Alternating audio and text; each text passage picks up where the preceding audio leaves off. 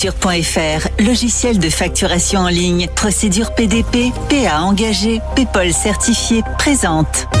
Les vraies voix Sud Radio, 17h-19h, Judith Belair. Bienvenue les amis, c'est parti pour 2 heures de direct, de débat et surtout de vraies voix sur Sud Radio. Le micro est à vous, ce qui vous fait réagir, ce qui vous agace, que vous vivez partout en France, on en parle ensemble. Et puis avec cette chaleur, il n'y a pas que nous qui cherchons un peu de fraîcheur, on va direction les eaux tout à l'heure. Comment les soigneurs protègent-ils les animaux quand le thermomètre s'affole? On parlera aussi du démarchage téléphonique qui emprisonne et qui empoisonne nos journées. Les règles changent aujourd'hui pour mieux nous protéger. Alors est-ce que c'est vraiment la fin des appels non désirés? C'est une vraie question. Et puis bien sûr, vos 3 débats vont rythmer l'émission. On confronte les points de vue, on écoute vos témoignages et on prend le pouls de la France avec vous. Vous êtes sur Sud Radio, les vraies voix de l'été, ça commence maintenant. Les vraies voix Sud Radio.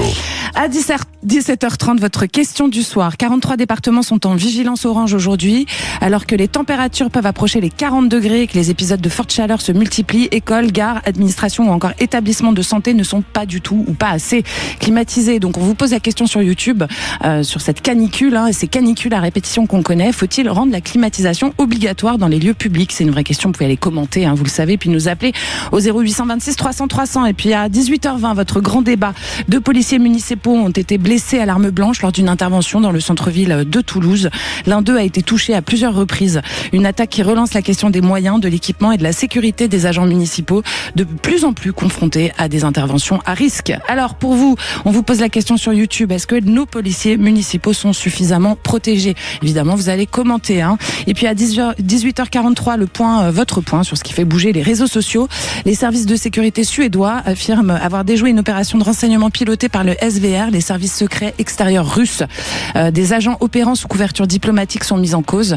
Leur objectif présumé, recueillir des informations sensibles, mais aussi mener des opérations d'influence visant la Suède, l'Union européenne et l'OTAN. Donc on se pose la question avec vous sur YouTube, suite à ces diplomates russes soupçonnés d'espionnage en Suède, faut-il renforcer le contre-espionnage en Europe? Vous nous appelez au 0826 300 300 et n'hésitez pas, je vous en prie, à aller commenter. Allez, vos vraies voix de ce soir. Les vraies voix Sud Radio. Et c'est le retour de notre cher Bruno Pomar. Bonsoir Bruno. Bonsoir ma chère Julie. Vous êtes président du think tank Initiative Sécurité Intérieure et ancien membre du RAID, mon cher Bruno. A priori, ça n'a pas changé depuis hier, ça. Normalement, non.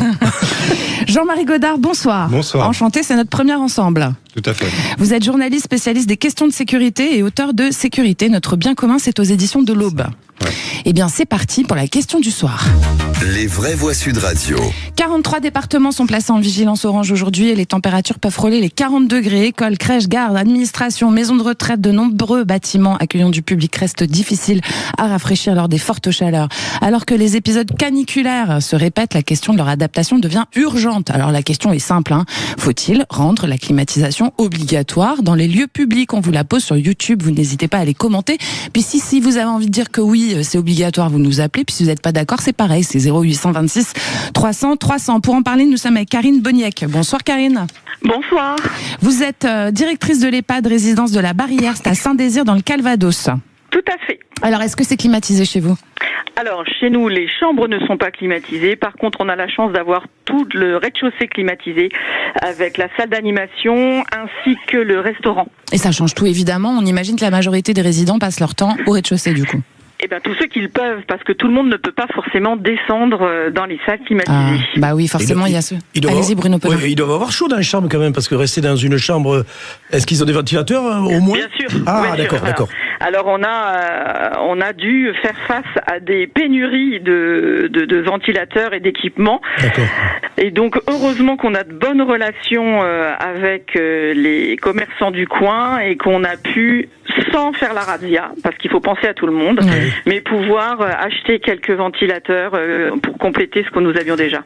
Karine, pardonnez-moi, mais on se pose la question, comment ça se fait qu'en 2026, avec les épisodes caniculaires qui vont en augmentant, on le sait tous, on est très au courant, que la totalité de votre genre d'établissement ne soit pas climatisée? Alors, c'est pas climatisé, mais on va dire que c'est aussi une réflexion d'ensemble. C'est-à-dire que le plan grand âge, ça fait très très longtemps que tout le monde l'attend, et ça fait très très longtemps que tout le monde sait qu'il va y avoir un pic démographique qui arrive à l'horizon 2030 et qui va se poursuivre jusqu'en 2050 avec le grand âge. Donc, je vais répéter ce qui est répété très souvent un petit peu partout, mais ce sont des choses qui s'anticipent. Oui, bien sûr. Et voilà. Et l'anticipation, c'est ça notre problème. Bah, ça, c'est certain. C'est que on se dit toujours que c'est pour celui d'après qui devra gérer ce qui va se passer avec le réchauffement climatique. Mais non, ça a un impact dès maintenant et ça fait longtemps que la sonnette d'alarme est tirée. Mais politiquement, c'est pas forcément correct. Jean-Marie Godard. Oui, ce que cette dame est en train de dire, c'est une constante que moi j'ai pu constater tant parmi les forces de l'ordre avec lesquelles j'ai pu travailler et aller en patrouille et les personnels des services d'urgence me disent tous, il y a un point commun entre les deux, au moins un, c'est tout le monde me dit on est toujours dans les réactions, jamais dans l'anticipation, en permanence. Mais ça c'est la vérité. Ça fait des années que ça dure. Voilà, et puis c'est la vérité de nos hommes politiques, c'est-à-dire qu'on attendrait qu'ils projettent à quelques années leur programme, Bruno Pomar, et qu'ils prennent en compte ces nouveaux événements. Oui, il y a un plan de sauvegarde quand même qui est mis en place par les élus. Il ne faut pas oublier ça. Oui. C'est obligatoire. On l'a vu avec les incendies, mais les maires ont aussi une responsabilité à mettre en place évidemment des noms, des numéros de téléphone, et puis de mettre. Je connais une ville du Val-de-Marne par exemple qui a mis à disposition une salle climatisée pour pouvoir accueillir la journée les personnes âgées pour qu'ils puissent passer un bon moment. Alors c'est vrai qu'on ne peut pas s'occuper de tous les appartements de toutes les personnes âgées parce que ce sont eux les prioritaires, ce sont eux les plus vulnérables, je dirais. Donc, mais encore une fois, il y a des choses qui sont faites. On ne peut pas dire quand même qu'il y a rien de fait non plus. Hein. Mais encore une fois, l'utilisation de la clim, effectivement, pose des questions. Parce que Bruno Pomar, entre le 17 juin et le 2 juillet 2026, la canicule, elle a provoqué 5764 décès en France, quand même. Hein. Oui, bon, de toute manière, c'est en 2003. 2003, ça a été catastrophique. Oui. Mais c'était pire. Mais je veux dire, on se dit, c'est pas normal qu'encore en 2026, on ait 5764 décès à cause de la chaleur. Oui, mais comment régler ça? Encore une fois, on va nous dire, il faut faire attention à l'écologie, il faut faire attention au réchauffement climatique. Quand on a dit ça, on a Karine tout dit. Boniek, vous pensez que climatiser l'EHPAD, ça va faire du mal à l'écologie? Non, mais sincèrement, il faut arrêter. Climatiser l'EHPAD, c'est pas forcément ce qui va faire du mal à l'écologie si on climatise avec intelligence. Voilà. C'est-à-dire ce que vous venez de dire, nous on a de très bons rapports avec le maire de notre commune et nous avons proposé de mettre à disposition, nous on accueille toutes les personnes vulnérables, que ce soit les enfants, les parents, les grands-parents, tout le monde peut venir se rafraîchir au sein de la résidence. La chose qui se passe dans notre milieu rural, c'est que, comme vous le disiez très justement, il y a beaucoup de politiques, beaucoup d'élus locaux, parce que je pense que c'est un maillon très dynamique et essentiel, qui fait beaucoup de choses pour ses amis, qui font beaucoup de choses pour leurs administrés. Et c'est clair que nous, dans les communes rurales, ce qui va poser problème, c'est l'accès à nos salles rafraîchies, parce que pour ceux qui sont alités non-stop, quoi. Exactement, mais même pas forcément ça, mais ceux qui sont chez eux et qui n'ont pas forcément de moyens de transport. Oui. Et qui pourront pas rejoindre et qui viennent d'habitude pour la journée, c'est ça. Voilà. Alors nous, on n'a pas d'accueil de jour. Par contre, nous, on est, dans notre établissement, on a une dynamique solidaire et d'ouverture. Donc, on accueille tous ceux qui peuvent avoir besoin d'un lieu rafraîchi et puis d'un peu de entre guillemets, c'est un mauvais jeu de mots, mais un peu de chaleur humaine bravo. pour pouvoir profiter aussi de la vie en collectivité. Je vous remercie. Ce qu'on entend, Jean-Marie, c'est qu'en fait, c'est le système D, quoi. C'est-à-dire qu'il n'y a pas de prévention. Alors, il y a quand même la CEREMA qui recommande de réfléchir à l'adaptation des bâtiments et de leurs usages plutôt de considérer la climatisation comme unique solution. Bon. Ok. Après, on va pas être critique sur tout. La grande canicule de 2003, qui est dans le souvenir de tous ceux qui ont pu la vivre, et notamment dans le souvenir des urgentistes, qui ont été ceux d'ailleurs qui ont sonné l'alarme à l'époque. Il y a eu des choses qui ont évolué. On a mis en place le plan national canicule qui est déclenché tous les ans, une surveillance des personnes les plus fragiles, les plans blancs dans les hôpitaux, des tas de choses comme ça à partir de 2004 qui sont montées en puissance. Les alertes canicule météo, ça date de cette époque-là. Bien sûr. Mais par contre, effectivement, il y a des aberrations complètes, c'est-à-dire que oui, c'est aussi en fonction du financement d'une commune, si elle a les moyens ou si elle les a pas. Et on a découvert avec les canicules de cet été que les urgences, dans leur grande majorité, voire leur quasi-totalité, n'étaient pas climatisées et que donc dans les hôpitaux, on se retrouvait avec des personnes prises en charge parce qu'elles avaient des coups de chaleur qui mettaient en danger leur santé et qui finissaient par repartir chez elles parce que sinon on les hospitalisait dans des chambres à 35 degrés. C'est ridicule. 0826 300 300, c'est ce que vous entendez à l'antenne, vous fait réagir. Vous n'hésitez pas évidemment à nous appeler. On reçoit Pauline qui nous appelle de Beaune en Côte d'Or. Bonsoir Pauline. Bonsoir Judith, bonsoir à toute l'équipe. Bonsoir. Alors Pauline, vous êtes professeur, donc on va changer un petit peu de côté. Vous, c'est pour les élèves dans les classes qu'effectivement vous pensez qu'il faut que ça soit climatisé tout le temps. Je pense que la majorité des gens qui sont dans ce studio ont des enfants et qu'a priori sont d'accord avec vous, parce que quand on envoie ses enfants à l'école à 40 degrés, c'est évident. Oui. On vous écoute, Pauline. On a vécu une fin d'année horrible, tout simplement, parce que les 15 derniers jours de l'année scolaire, ça a été que les matinées qui ont pu être assurées, les après-midi, les élèves restaient chez eux. Donc autant dire que ça a été très chaotique. Et puis il faut souligner aussi que il faut qu'au niveau des familles, les parents puissent s'organiser aussi. C'est bien beau de dire on renvoie les élèves, mais il faut qu'il y ait du monde à la maison pour les accueillir, pour s'en occuper. C'est vraiment le bazar, quoi. C'est vrai. Et puis une clim nous simplifierait la vie, parce que enseigner en temps normal. Pour se concentrer, déjà, c'est compliqué. Enseigner, c'est compliqué. Si on crève de chaud. C'est une galère sans nom, mais là, avec 40 degrés, les élèves, comment vous voulez qu'ils travaillent? Et nous aussi, je souligne qu'on peut pas travailler dans ces conditions-là. C'est un vrai calvaire. Parce qu'en plus, vous devez être debout, etc. Pauline, vous restez avec nous. Si vous voulez faire comme Pauline et commenter au 0826 300 300, vous n'hésitez pas. Sud Radio, c'est votre radio. Parlons vrai ensemble. Il est 17h14. À tout de suite. Facture.fr, logiciel de facturation en ligne, procédure PDP, PA engagé, PayPal certifié, présente. Les vraies voix Sud Radio, 17h-19h, Judith Belair. 17h15, un petit rappel de nos vraies voix du jour. Vous êtes avec Bruno Pomar qui me parle quand j'ai le casque sur les oreilles, donc je peux pas vous entendre. Et c'est pour voir si vous êtes efficace, cher Judith. Vous êtes président du think tank Initiative Sécurité Intérieure et ancien membre du RAID. Là, je vous ai entendu, vous savez. Et Jean-Marie Godard, ça va Jean-Marie? Tout se passe bien, vous êtes content? Ouais. Bon, vous êtes journaliste spécialiste des questions de sécurité et auteur de Sécurité, notre bien commun, c'est aux éditions de l'Aube. Allez, on continue avec la question du soir. Les vraies voix Sud Radio. 43 départements sont placés en vigilance orange aujourd'hui avec des températures qui peuvent frôler les 40 degrés. Écoles, crèches, gares, administrations, maisons de retraite, de nombreux lieux accueillant du public restent difficiles à rafraîchir en période de forte chaleur. Et alors que les épisodes caniculaires se multiplient, une question se pose et on vous la pose sur YouTube. D'ailleurs, vous n'hésitez pas à les commenter. Faut-il rendre la climatisation obligatoire dans les lieux publics? Vous pouvez nous appeler aussi au 0826 300 300. Alors, on est toujours avec Pauline. Pauline, on parlait de la climatisation des classes. Pour surtout, alors évidemment on pense aux collégiens et aux lycéens, mais on imagine que dans les primaires c'est encore plus compliqué, quoi. C'est pareil, les maternelles. Moi j'ai un enfant qui est à l'école maternelle. Vous êtes institutrice en maternelle, vous? Alors non, moi j'enseigne au niveau du collège. D'accord. Mais j'ai un enfant qui est scolarisé en école maternelle et donc la maîtresse, ce qu'elle nous demandait, c'était de mettre un petit maillot de bain dans le sac et elle les mettait à l'ombre avec des bassines d'eau, elle les arrosait, mais ça on peut pas le faire au collège, on est bien d'accord. Oui, c'est sûr que le maillot dans la cour au collège c'est moyen. Ouais. Oui, voilà, donc il y a des choses qui se font pour les petits que nous on peut pas adapter et mettre en place avec nos grands. Donc. Ouais. Alors, Jean-Marie Godard, en 2026, le gouvernement il a présenté un plan d'endurance face aux vagues de chaleur en rappelant que la France connaît désormais 4 fois plus de jours de canicule qu'au début des années 80. Bon, on va reposer la même question qu'au début de l'émission. On se demande comment ça se fait qu'on n'a pas agi en amont. C'est-à-dire qu'on a l'impression que dans 1 mois ou 2 mois, quand ça sera terminé, on va passer aux inondations, puis on aura oublié aussi ça, et puis ça va recommencer l'été prochain. Enfin, ça s'arrête jamais, en fait. C'est ça, et en fait, les climatiseurs vont arriver dans les hôpitaux quand on sera à l'automne. Ouais. Et en fait, quand on en aura plus besoin, ouais. Non, mais c'est vrai. Non, mais c'est ça, ouais. Non, mais en fait, c'est toujours comme ça. Bon, faut équiper, là. On peut passer un message, équipez-vous cet hiver pour l'été prochain, quoi. Mais en fait. Toujours est-il que moi je pense que et il y a beaucoup d'urgentistes qui le pensent eux-mêmes.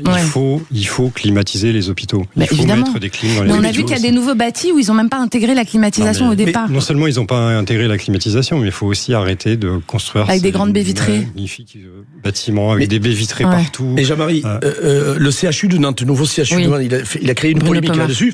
Alors, il nous a expliqué qu'ils ont mis un système de climatisation, c'était plutôt par air pulsé. Alors, je sais pas comment ils expliquent ça. Ça va être à moitié entre la clim et le ventilateur, sûrement.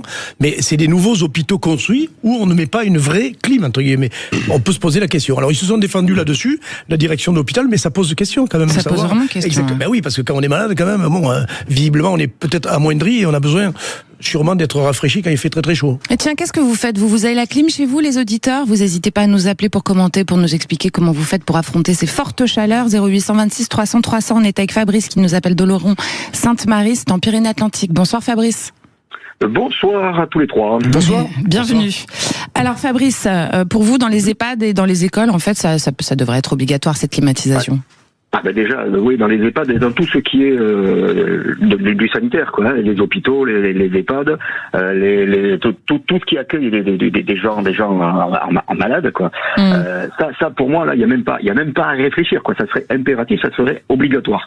Quant aux écoles, je dois avouer que j'ai changé d'avis et je vais vous expliquer pourquoi. Parce que au début, bêtement, j'avoue, ça arrive qu'on soit bête.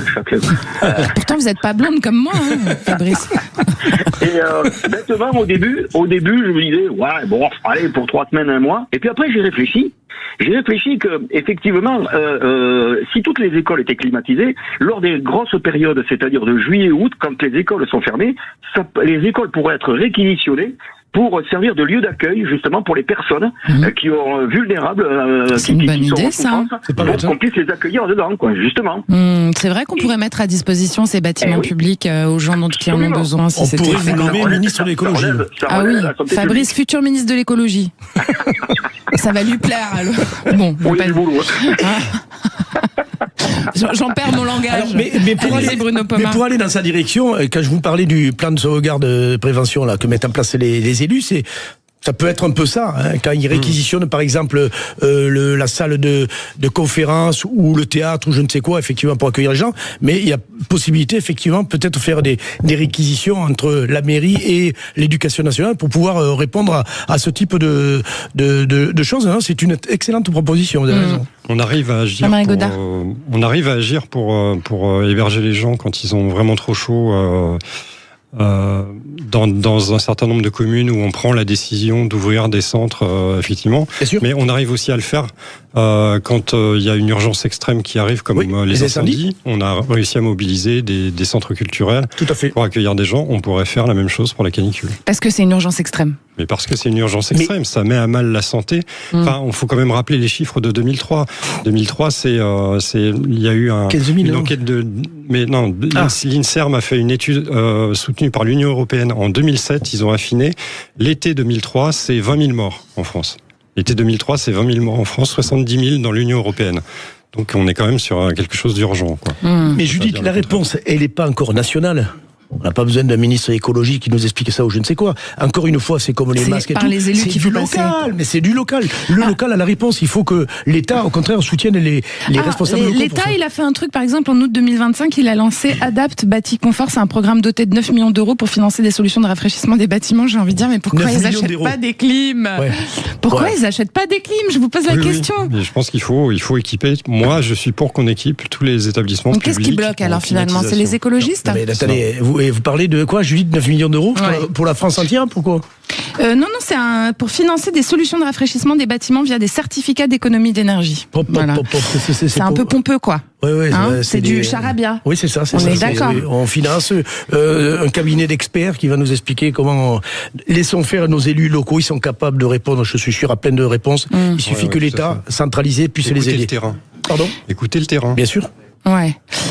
On va écouter un petit son, qui date de fin juin, là. C'est une dame, qui parlait de chez Colombe. C'était chez BFM TV, chez nos confrères. Vous vous battez depuis plus d'une semaine pour installer une climatisation mobile dans sa chambre d'hôpital. Je précise que vous êtes prêt à le faire à vos frais. Qu'est-ce qu'on vous répond ? Et donc la médecin-chef s'est juste contentée de lui dire non, sans lui expliquer pourquoi. Non, c'est pas possible, mais sans donner aucune raison valable à ce moment-là. Quand ma mère m'a dit ça, évidemment, j'ai relancé l'affaire et j'ai moi-même rappelé l'hôpital pour obtenir satisfaction. Et là, j'ai donc eu une cadre de santé qui m'a dit, dans un premier temps, que ça serait inéquitable pour les autres patients. Et ensuite, j'ai dit tout de suite que c'était pas une réponse valable à mes yeux. Et derrière, on m'a dit qu'on devait revenir vers moi. On n'est pas revenu vers moi. Il a fallu que je relance encore l'affaire. Et là, on m'a sorti une autre excuse, comme quoi ça pourrait faire sauter toute l'électricité de l'hôpital, que l'électricité était tellement vétuste que ça serait extrêmement dangereux pour l'ensemble du personnel et des patients. Bon, vous l'aurez compris, c'est son fils qui parlait. Hein. C'est une dame de 83 ans qui voulait se faire climatiser sa chambre d'hôpital, en fait, hein, parce qu'elle crevait de chaud, quoi. Ouais. Et on parle d'inéquité par rapport aux autres. Alors oui, effectivement, c'est inéquitable, mais à un moment donné, quand on peut donner des solutions de rafraîchissement à des gens qui souffrent, qu'est-ce qu'on doit faire? On doit être inéquitable ou pas, Bruno? Oui, non, mais je pense que la réponse d'hôpital n'est pas la bonne. À la limite, ils auraient pu dire que ça fait effectivement du bruit et qu'à côté, ça peut faire, parce que ça fait réellement du bruit. On peut l'entendre. Mais encore une fois, le fils de cette dame, le pauvre, a essayé évidemment d'aider sa mère, et c'est tout à fait honorable. Maintenant, effectivement, c'est pas très intelligent comme réponse. C'est pas très intelligent comme réponse, c'est l'administration. Non, mais il y a souvent un décalage entre l'administration et les gens sur le terrain, et je parle des urgentistes. Mais pour éviter ce genre de problème justement et de système d'aide des gens, il faut climatiser les hôpitaux tout simplement. Après, je pense que le problème qu'ils ont sur la climatisation générale de tous les hôpitaux, c'est le coût. En fait, c'est pas seulement le coût d'achat du matériel, mais la consommation d'électricité. Et moi, on n'en parle pas, mais je pense que c'est ça qui leur pose problème. En fait. Pauline, vous êtes toujours avec nous? Oui, je vous écoute. Alors, quand vous entendez justement que dans les hôpitaux, par inéquité, on ne veut pas climatiser la chambre d'une dame qu'il demande ardemment, et tout ce que vous venez d'entendre, comment vous réagissez? Qu'est-ce que ça m'inspire? Oui, en fait, c'était ça que je cherchais comme mot. Merci beaucoup. J'hallucine. C'est dingue. Simplement. Comment vous êtes chez vous, Pauline? On a des solutions et on les met pas en place. Quoi. Comment c'est chez vous? Il fait chaud? Moi j'ai la clim. Vous avez la clim à la maison? Oui, il fait chaud. Ouais. Mais j'ai la clim, j'ai cette chance-là. Mais évidemment, on suffoque à l'extérieur. Et vous l'avez mise depuis longtemps, la clim, chez vous? Ça fait 2 ans qu'on l'a installée, et puis ça devient indispensable. Hein, mais je répète que j'ai beaucoup de chance parce que tout le monde ne peut pas se l'installer. Bien sûr. On va demander à Fabrice, qui nous appelle de Oloron-Sainte-Marie en Pyrénées-Atlantiques. Fabrice, vous êtes comment chez vous? Il fait très très chaud, mais moi j'ai craqué. Après, vous avez acheté une clim, quoi. Ouais, mais vous savez que vous avez le droit, ne vous sentez pas coupable. Non, mais je veux dire, j'ai pas eu de problème pour l'installer parce que quand je l'ai commandé, je l'ai fait installer en décembre 2024. Alors, ça a été très vite livré. C'est ça qu'il faut faire, en fait. Voilà. Préparons-nous cet hiver. Parce que je pense qu'effectivement, à un moment donné, on a beau trouver des solutions de rafraîchissement, etc. Il n'y en a pas d'autres. Aujourd'hui, qu'est-ce qu'il y a comme solution concrète, mis à part des climatiseurs, Jean-Marie Godard? Il n'y en a pas. Des bâtiments correctement isolés, ça, oui, mais il faut le faire. Mais ça prend du temps. Ça prend plus de temps que d'acheter un climatiseur. C'est des politiques qui sont menées là-dessus. Bruno Pomar. Et les ventilateurs, alors évidemment, ça brasse, on dit, de l'air chaud. Moi, j'en ai un, c'est pas désagréable, mais ça fait moins de bruit, je le disais tout à l'heure, par rapport aux petites clim individuelles. J'en ai acheté une, moi, ça fait un bordel, excusez-moi le terme. Ça fait quand même beaucoup de bruit. Sauf si on a des super clims qu'on installe là qui coûtent plusieurs milliers d'euros. Faut avoir beaucoup d'argent. C'est une grande efficacité et c'est silencieux. Mais les petites clims, c'est vrai que ça fait beaucoup de bruit quand même. Ouais. Alors, juste pour avoir quelques chiffres sur le changement climatique, le premier bilan annuel des impacts du changement climatique qui a été publié en juillet indique que la France hexagonale a atteint en 2025 plus 2,2 degrés par rapport à l'ère pré-industrielle. On a explosé les compteurs. Ça va pas aller en s'arrangeant. Donc finalement, si je devais vous donner le mot de la fin, tiens, Jean-Marie Godard. Mais en fait, je pense pas qu'il faut. En fait, effectivement, il faut s'adapter au terrain et voir ce que les gens de terrain disent. Je pense pas qu'il faut mettre de la clim absolument partout. Parce que ça, je l'ai vu dans le sud, notamment. Je suis allé à Marseille il y a pas longtemps. Ouais. En fait, les bus sont climatisés, il y a la climatisation partout, mais en fait, le résultat, c'est que vous passez votre journée quand vous travaillez parce que les clims sont à fond en plus. Vous passez de 19 à 40 et 40 à 19, comme ça toute la journée. Et franchement, c'est totalement épuisant. Et je suis pas sûr que ce soit top en matière de santé. En revanche, il y a un certain nombre d'établissements sanitaires, de santé, de lieux publics qui accueillent justement des personnes vulnérables, des gens qui ont des problèmes de santé, et tous ces endroits-là, ils doivent être climatisés. Merci beaucoup. Merci à nos auditeurs, Pauline et Fabrice. Vous nous rappelez quand vous voulez. Ça, c'est les blagues de Bruno Pomar. Alors, vous savez que vous pouvez commenter tout au long de ce que vous entendez à l'antenne sur Sud Radio. On va faire un petit point d'ailleurs sur vos commentaires avec Quentin Saunier. Puis vous n'hésitez pas, évidemment, si vous avez quelque chose à dire, c'est 0800 26 300 300. Et oui, Judith, puisqu'on vous pose cette question sur notre chaîne YouTube, faut-il rendre la climatisation obligatoire dans les lieux publics? Et vous répondez oui à 76%. Vous nous laissez aussi beaucoup de commentaires. Pour Marcel, Marcel est contre la climatisation. Il dit que c'est une horreur pour la planète. Et on a Claudette qui nous dit « Je suis pour la climatisation dans les lieux d'accueil et de soins, crèches, écoles, EHPAD. Mais tout ce qui est magasins, centres commerciaux et restaurants devrait rester un choix du propriétaire. » On a des auditeurs mitigés aujourd'hui. Allez, 17h28 sur Sud Radio, restez avec nous dans un instant. C'est le tour de table des vraies voix. À tout de suite. 17h-19h, Judith Belair. À 17h31, c'est le tour de table de vos vraies voix. Les vraies voix Sud Radio.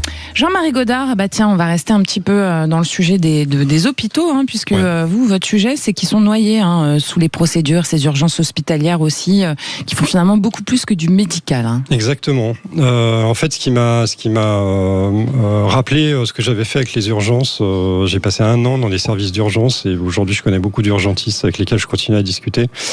En fait, j'ai été un peu alerté et j'ai senti un gros parallèle avec la note qui a été envoyée par Monsieur Darmanin à Monsieur Nunes sur les services d'enquête de police totalement débordés par un nombre de procédures absolument hallucinant. En fait, j'ai vu aux urgences aussi des gens en fait qui font beaucoup plus que du médical.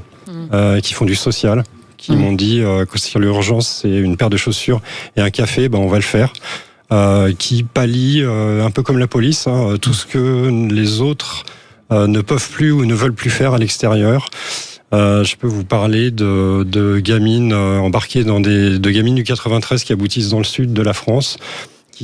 Qui ont été prises en main par des réseaux de prostitution qui sont d'ailleurs les mêmes que les réseaux de narcotrafic. On trouve à peu près les mêmes personnes à la tête. On en parlait aussi en disant qu'ils allaient se servir à l'ASE souvent.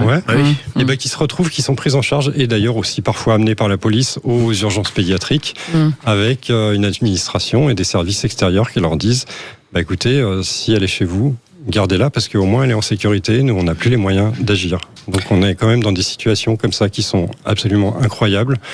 Les SDF qui viennent dormir dans les salles d'attente des urgences parce qu'ils y sont en sécurité. Plus toutes les consultations médicales, plus les épidémies de grippe, plus le Covid qu'on a eu en 2020, où moi j'ai rencontré plein d'urgentistes qui m'ont dit, quand ils ont travaillé en 2020... Alors, ce qui était intéressant, c'est qu'aux urgences à l'hôpital, au moment du Covid, il n'y avait plus personne. Parce que les gens venaient pas parce qu'ils avaient peur de tomber malades. Le problème, c'est que ça a entraîné une perte de chance pour certaines personnes qui avaient des problèmes de santé. Les urgentistes, il y en a beaucoup, des médecins qui se sont investis dans d'autres services où on prenait en charge des malades du Covid. Ils sont pour moi beaucoup les MacGyver de l'hôpital. J'ai tendance à souvent les appeler comme ça. Ils ont inventé des solutions incroyables pendant le Covid. On les a applaudis tous les soirs à 20h. Tout le plafond administratif qu'il y avait au-dessus a éclaté. Il y a plein de médecins urgentistes qui m'ont dit pendant le Covid, c'est paradoxal. J'étais épuisé, mais j'ai eu l'impression que je faisais mon métier, vraiment mon métier. Et après, la chape est revenue, et en fait, il y a plein de départs aux urgences. Il y a plein de gens qui en ont marre, qui en peuvent plus. Et puis, ils sont pas très bien payés en plus. Ils sont pas très bien payés, ils craquent, les horaires sont absolument hallucinantes, et ils règlent tous les problèmes de la société. En fait, c'est un service qui va d'une crise à l'autre, en permanence. Et quand on parle de la crise des urgences, à chaque fois quand il y a un mouvement de grève ou ça finit par exploser, on balance une grande enveloppe de fric. Et puis, ça dure quelques années, et puis ça recommence, et ça fait 30 ans que c'est comme ça. Mais Jean-Marie, moi je voudrais, je partage tout à fait ce que tu dis. Le problème des urgences, l'engorgement des urgences, il vient aussi des déserts médicaux. Moi, j'ai été maire pendant 12 ans de mon petit village. On n'avait pas de médecin. Qu'est-ce qu'on fait quand on est malade? On va direct aux urgences. Et on encombre les urgences avec des conneries, parfois. Alors, on peut comprendre que la jeune maman avec son gamin qui a une angine blanche ou je ne sais quoi, veut à tout prix, parce qu'elle a peur que son gamin meure, je dirais. Elle veut aller à tout prix aux urgences. Mais quand on voit la multiplication de gens qui vont aux urgences pour des conneries, excusez-moi le terme, c'est une catastrophe. Et c'est là où on arrive. C'est pour ça qu'aujourd'hui, pour aller aux urgences dans les grandes villes, on passe par le SAMU. Parce que sinon, en fait... Bien sûr, il faut un diagnostic avant, mais c'est insupportable. Les urgences doivent régler des urgences, des vraies, véritables urgences. Et non pas le petit bobo ou la petite maladie que peut avoir. Donc la solution, ça serait de remédicaliser le territoire, mais finalement, c'est une cata. Mais le médical a ses responsabilités. On a 250 000 médecins généralistes, spécialistes en France. Il n'y en a pas dans les vous campagnes. Allez dans le rural, vous trouvez quasiment plus personne. Parfois des urgentistes qui viennent faire des extras, et qui sont bien payés, tant mieux pour eux, ou des véhicules mobiles aussi. On est en train de créer ça avec des médecins qui se baladent à travers les villages. Mais le médecin de campagne, moi que j'ai connu quand j'habitais Corbert-les-Cavannes, dans les Pyrénées-Orientales là-bas, c'était formidable. Alors il passait une demi-heure avec vous. Il connaissait tout le monde, il vous connaissait par cœur, et vous avez vu grandir. Je veux bien que la société a évolué, c'est une chose. Mais encore une fois... Il y a une perte de contact aussi, de lien. Donc il faut que les médecins médecins se bougent aussi, parce que moi j'habite Vincennes. Ouais. Et les endroits riches, excusez-moi de le dire, il y a des médecins. On trouve tout, c'est tout. Expliquez-moi ce que vous voulez, mais c'est comme ça. Il y a une disparité effectivement sur le territoire. Il y a une énorme disparité sur le territoire au niveau des médecins. Mais je crois, moi, les urgences, c'est ce débat sur faut qu'on arrête d'accueillir aux urgences ce qu'on appelle de la bobologie. En fait, ça fait des années qu'il a lieu. Et moi, le sentiment que j'ai, c'est que ce problème, il existe et il continue à exister parce qu'on n'a jamais pris une décision, et ça relève du politique, on n'a jamais tranché le débat. Est-ce que ça doit toujours s'appeler les urgences ? En fait, c'est le service, c'est la porte de l'hôpital, et de fait, dans toutes les grandes villes, les urgences, c'est en fait un dispensaire de tri pour du social, pour du médical, où il y a énormément, voilà. Bon, il y a des vraies urgences aussi quand même. Hein. Il y a aussi des vraies urgences, oui. Mais je citerai la phrase d'un chef de service qui m'a dit il y a des étudiants qui arrivent chez nous qui sont déçus par les urgences parce qu'ils veulent faire de la vraie urgence. Oui. Et nous, on leur explique au bout d'un moment qu'il y a plus de peine de cœur qu'un infarctus dans un service d'urgence. Fracture du myocarde.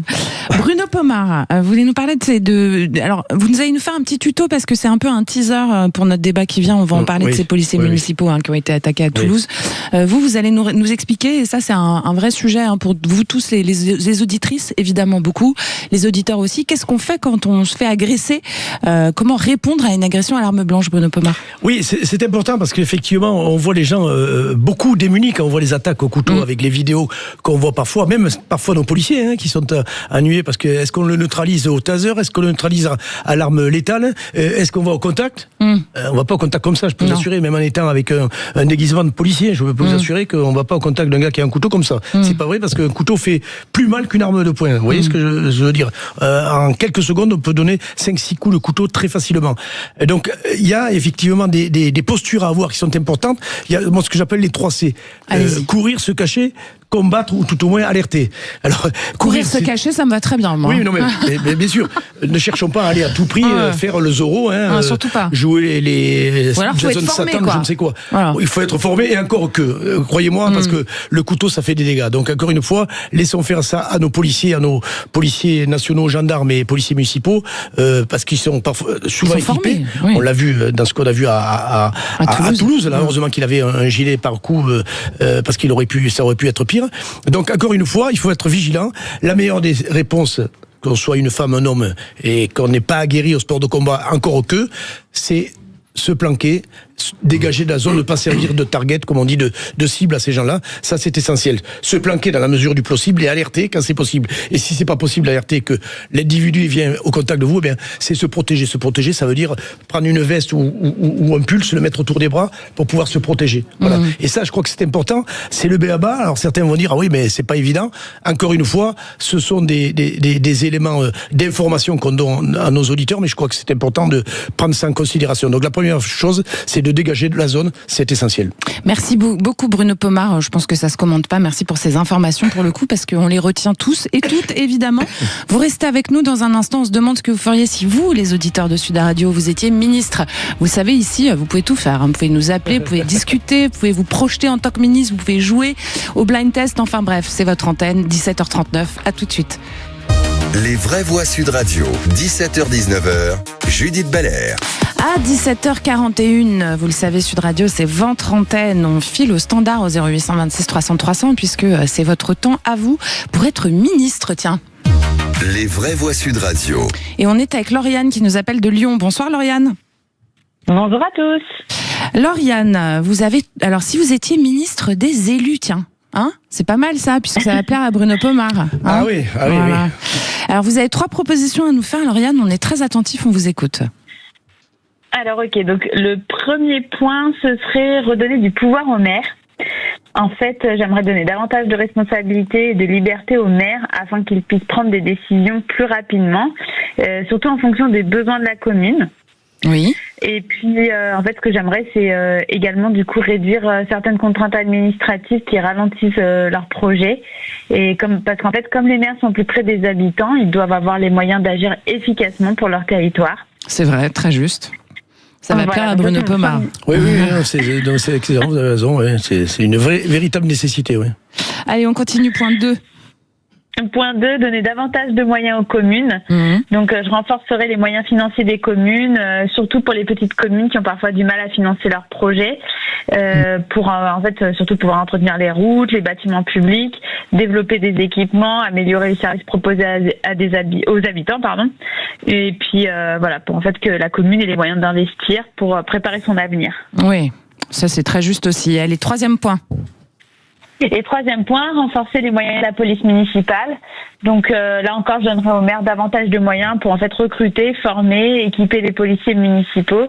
Tout ça en fait pour renforcer leur présence sur le terrain, améliorer la sécurité et la tranquillité dans les communes. Parce que je pense que les policiers municipaux jouent quand même un rôle essentiel au quotidien et doivent être mieux soutenus. Tiens, ça nous donne un beau sujet, ça. Merci beaucoup, Lauriane. Vous restez avec nous, évidemment, parce qu'on a envie d'en parler de nos élus, depuis tout à l'heure avec Bruno Pomar aussi, notamment. Jean-Marie Godard, c'est vrai que toutes ces contraintes administratives dont vous parliez pour ce qui est des urgences, etc., c'est la même chose pour les mairies, effectivement, c'est la même chose pour nos élus qui passent parfois plus de temps à régler des problèmes administratifs qu'à s'occuper de leurs administrés. Et donc, finalement, c'est un peu global sur le territoire.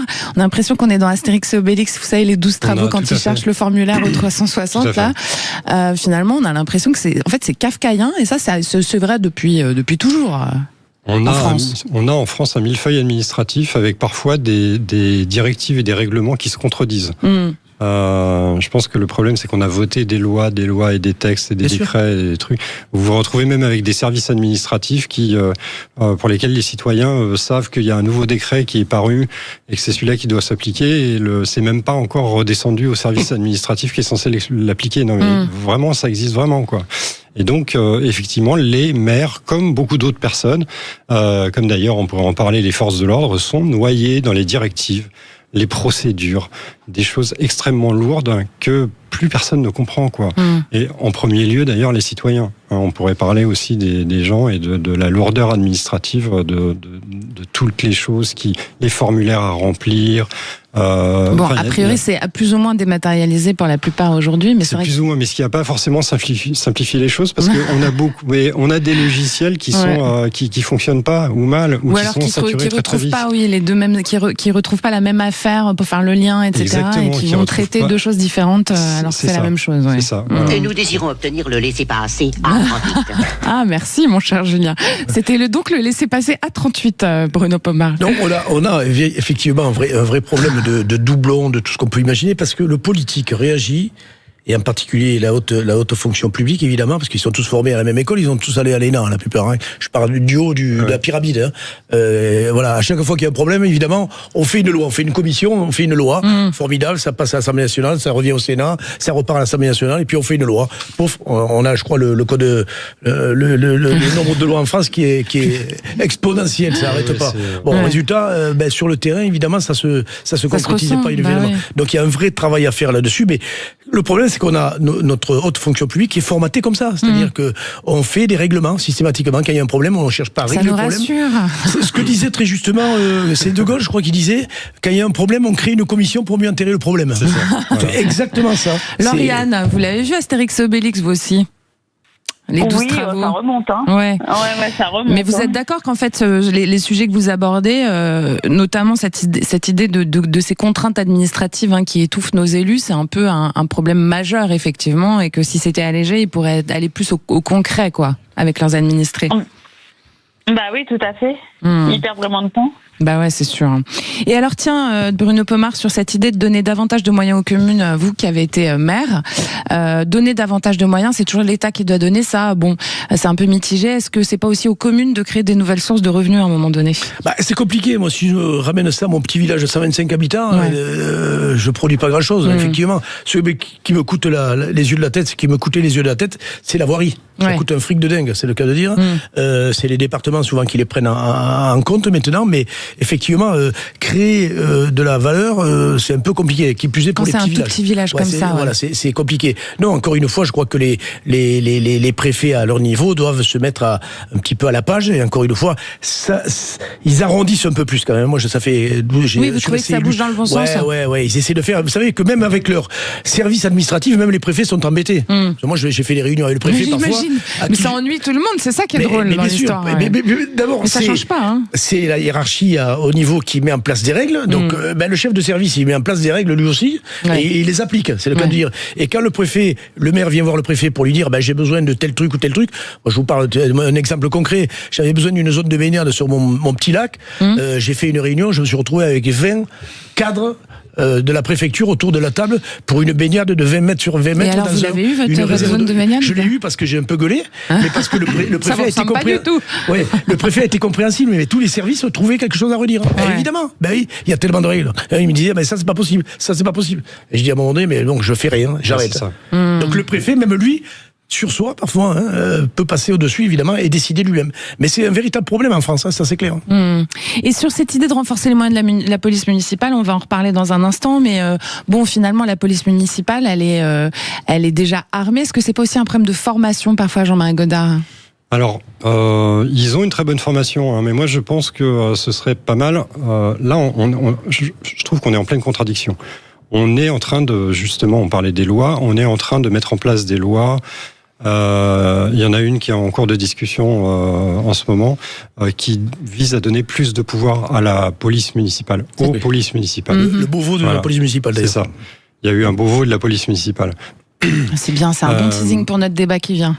Mais le problème, c'est il y a un moment où il va falloir qu'on trouve l'équilibre entre qui fait quoi, la police nationale, la gendarmerie nationale, la police municipale. Sur le territoire en zone rurale, c'est plutôt la gendarmerie. C'est plutôt la gendarmerie, et donc la police municipale est censée être devenue.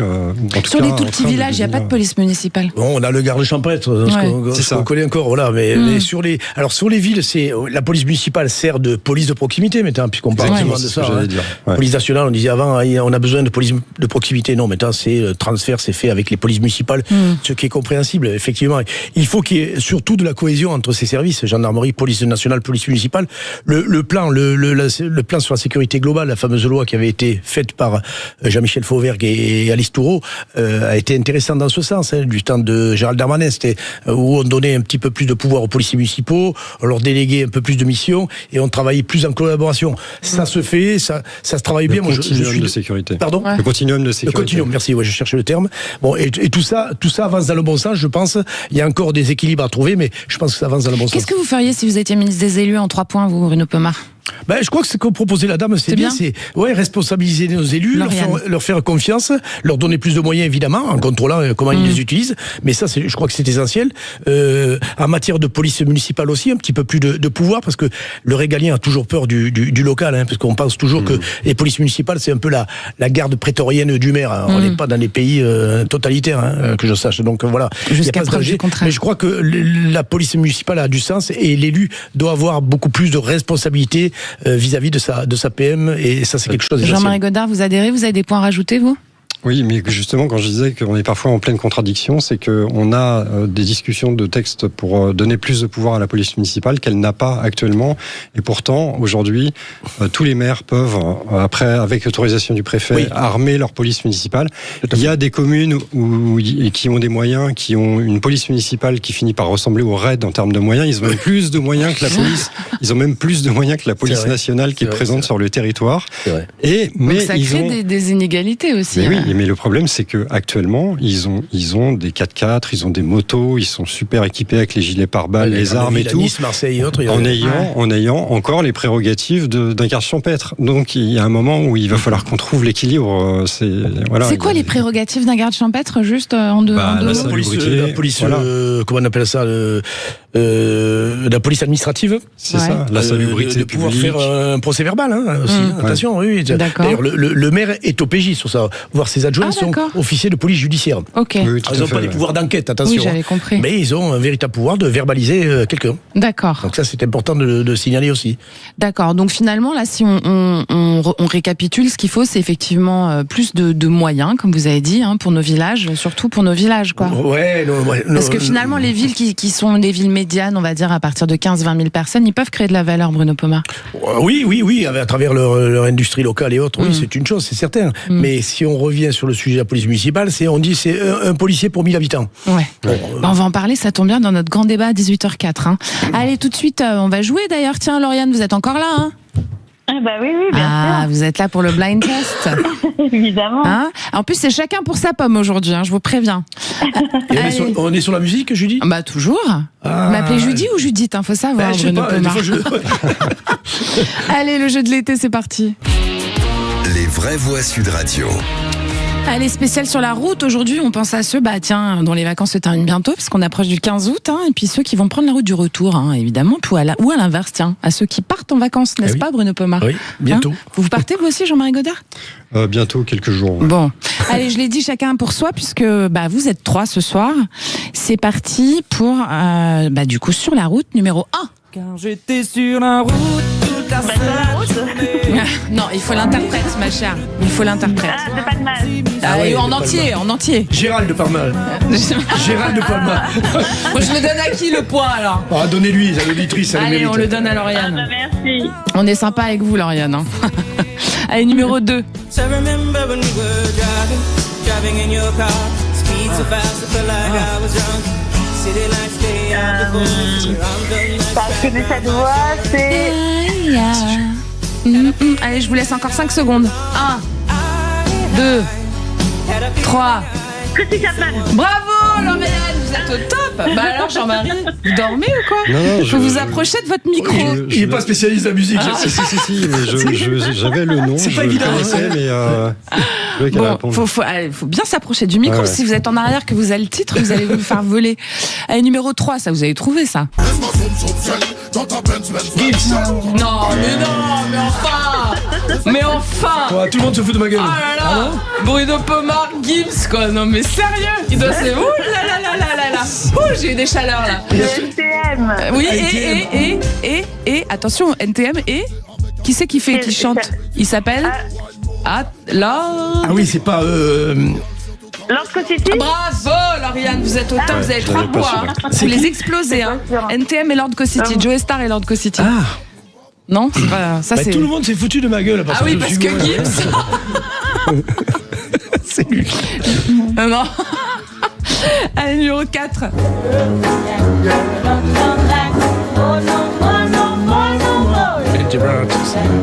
Putain, mais quand même, les amis, là. Sérieux, vous savez pas ça ? C'est vieux, Allez, 1. À la 5, c'est mort, 2, 3, 4, 5. Ray Charles. Oui, bien sûr. Enfin, c'est vieux, mais c'est Ray Charles. Bon sang, mais enfin. Vous me faites... J'ai chaud à cause de vous. Vous êtes nuls, vous avez 0 tous les deux pour l'instant. Lauriane, vous êtes en train de les exploser. Vous êtes au courant ? Oui. Allez, numéro 5. C'est pas l'homme qui prend la mer. C'est la mer. Bruno Pomar, 1 point. Allez-y, mettez un peu plus fort là. J'ai troqué mes Santiago. J'adore ce jeu. Dès que le vent souffle. Je l'aurais écouté pendant longtemps encore. Allez, numéro 6.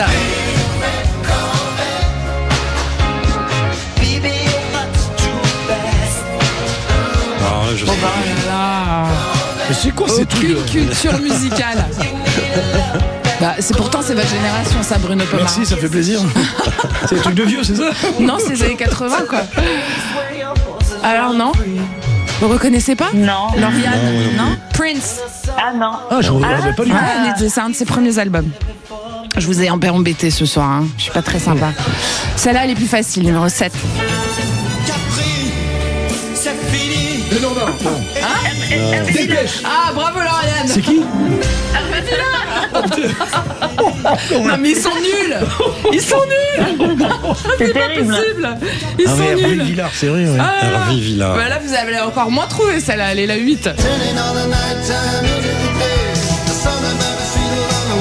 Si Bruno, si. Ouais.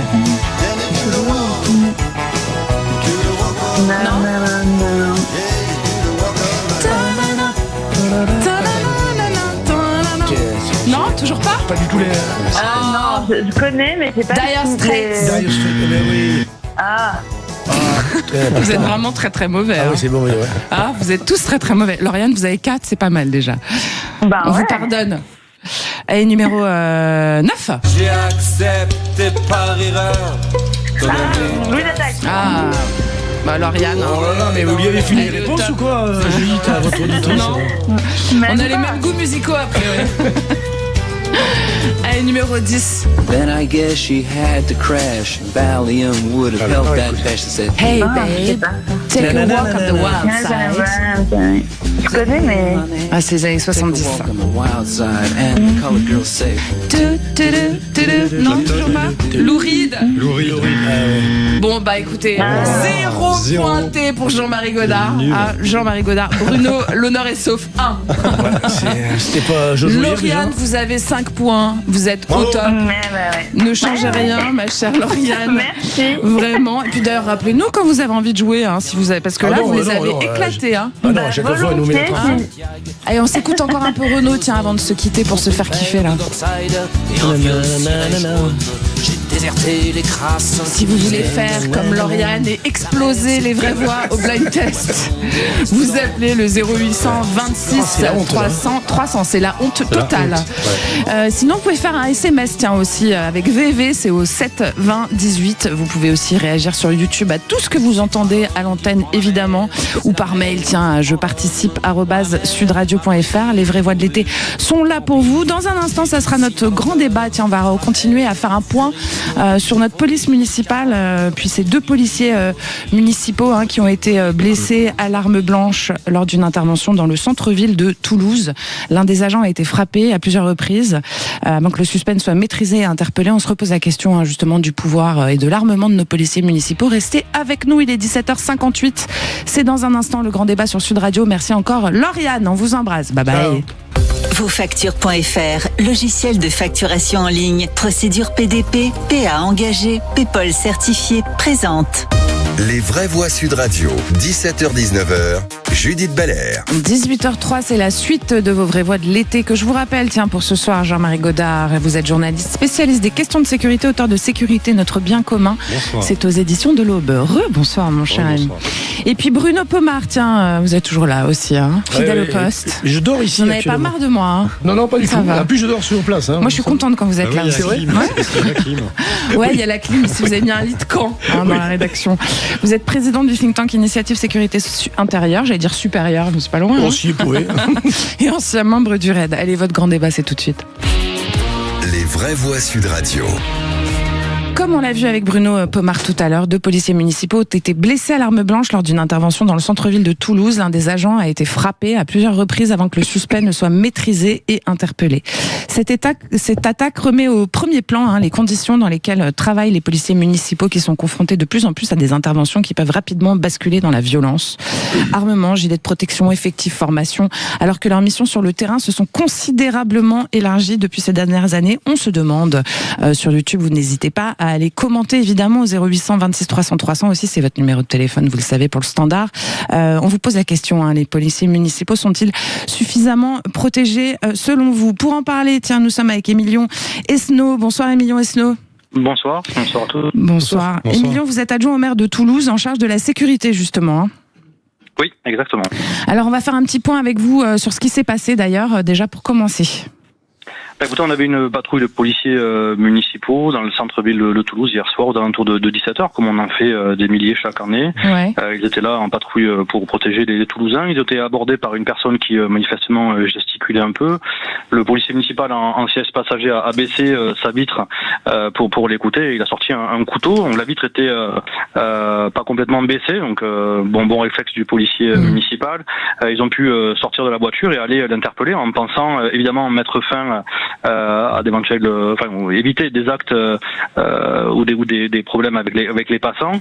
Et puis quand ils ont essayé de l'interpeller et de le désarmer du premier couteau, ce qui était déjà extrêmement difficile, l'individu a saisi 2 autres couteaux, donc ça veut dire qu'il avait préparé son geste. Il a saisi 2 autres couteaux et a cherché violemment à les blesser à plusieurs reprises. Il était extrêmement déterminé.